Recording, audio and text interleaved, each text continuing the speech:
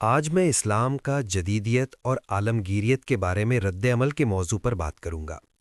آج کی دنیا بہت تیزی سے بدل رہی ہے۔ ٹیکنالوجی، انٹرنیٹ اور عالمی رابطوں نے دنیا کو ایک گلوبل گاؤں بنا دیا ہے۔ مختلف قومیں، ثقافتیں اور مذاہب ایک دوسرے کے ساتھ پہلے سے زیادہ جڑے ہوئے ہیں۔ اس صورتحال کو ہم گلوبلائزیشن یعنی عالمگیریت کہتے ہیں۔ آج انسان ایک ملک میں بیٹھ کر دوسرے ملک کے لوگوں سے رابطہ کر سکتا ہے، علم حاصل کر سکتا ہے اور تجارت بھی کر سکتا ہے۔ سوشل میڈیا، انٹرنیٹ اور جدید ٹیکنالوجی نے دنیا کو پہلے سے کہیں زیادہ قریب کر دیا ہے۔ اس تبدیلی نے جہاں بہت سے مواقع پیدا کیے ہیں، وہیں کچھ چیلنجز بھی پیدا کیے ہیں۔ ایسی تیزی سے بدلتی ہوئی دنیا میں یہ سوال پیدا ہوتا ہے کہ اسلام اس جدیدیت اور گلوبلائزیشن کو کس طرح دیکھتا ہے؟ کیا اسلام جدیدیت کے خلاف ہے؟ حقیقت یہ ہے کہ اسلام جدیدیت کے خلاف نہیں، بلکہ انسان کو ترقی، علم اور مثبت تبدیلی کی طرف رہنمائی کرتا ہے۔ اسلام ایک ایسا دین ہے جو ہر دور میں انسان کو صحیح راستہ دکھاتا ہے۔ اسلام علم اور تحقیق کی بہت زیادہ حوصلہ افزائی کرتا ہے۔ قرآن مجید میں بار بار انسان کو غور و فکر کرنے، کائنات کو سمجھنے اور علم حاصل کرنے کی دعوت دی گئی ہے۔ یہی وجہ ہے کہ اسلامی تاریخ میں مسلمانوں نے سائنس، طب، ریاضی اور فلکیات جیسے علوم میں بڑی ترقی کی۔ مسلمان سائنسدانوں اور علماء نے دنیا کے علم میں بہت اہم کردار ادا کیا۔ انہوں نے نئی نئی تحقیقات کیں اور علم کو محفوظ بھی کیا۔ اسی علمی ورثے نے بعد میں دنیا کی ترقی میں اہم کردار ادا کیا۔ اس سے یہ بات واضح ہوتی ہے کہ اسلام ہمیشہ علم اور تحقیق کو اہمیت دیتا ہے۔ آج کے دور میں جدید ٹیکنالوجی جیسے انٹرنیٹ، کمپیوٹر اور مصنوعی ذہانت نے دنیا کو بدل دیا ہے۔ یہ ٹیکنالوجی انسان کی زندگی کو آسان بنا رہی ہے۔ تعلیم، تجارت، طب اور دیگر شعبوں میں ٹیکنالوجی نے بہت ترقی پیدا کی ہے۔ مسلمان بھی ان شعبوں میں آگے بڑھ رہے ہیں اور جدید ترقی میں حصہ لے رہے ہیں۔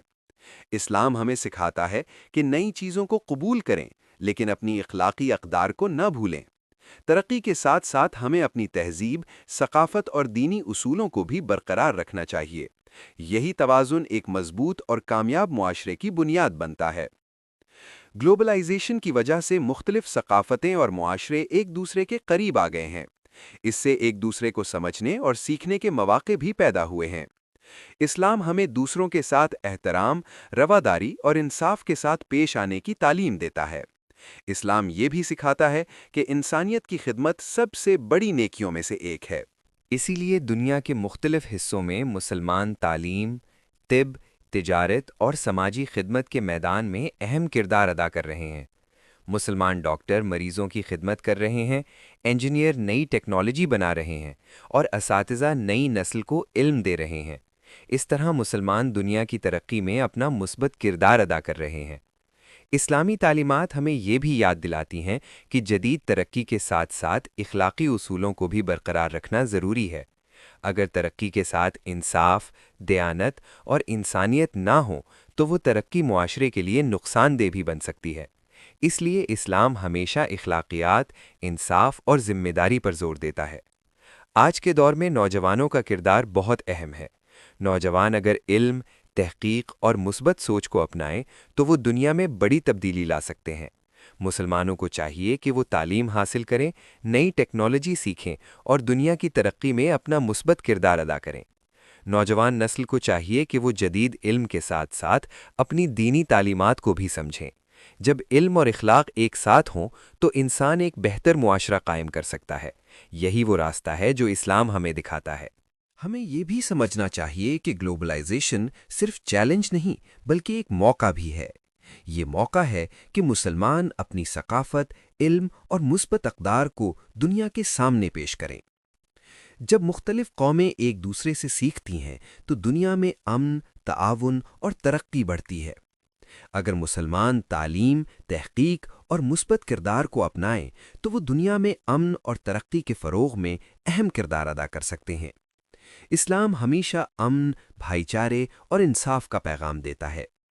آخر میں یہ کہنا چاہوں گا کہ اسلام اور جدیدیت ایک دوسرے کے مخالف نہیں ہے۔ اسلام ہمیں ترقی، علم اور انسانیت کی خدمت کا راستہ دکھاتا ہے۔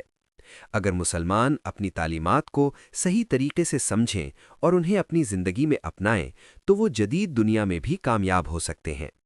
اسی طرح اسلام ہمیں یہ پیغام دیتا ہے کہ ہم جدید ترقی کے ساتھ ساتھ اپنی اخلاقی اقدار، انصاف اور انسانیت کو بھی برقرار رکھیں۔